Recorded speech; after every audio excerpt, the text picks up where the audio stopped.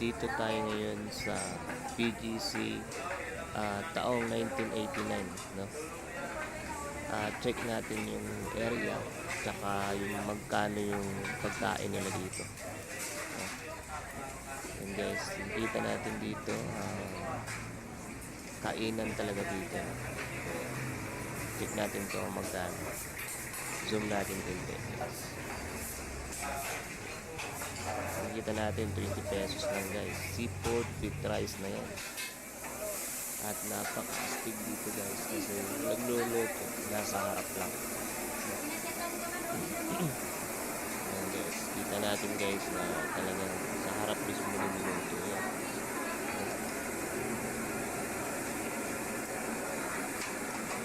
Smile kaya ate.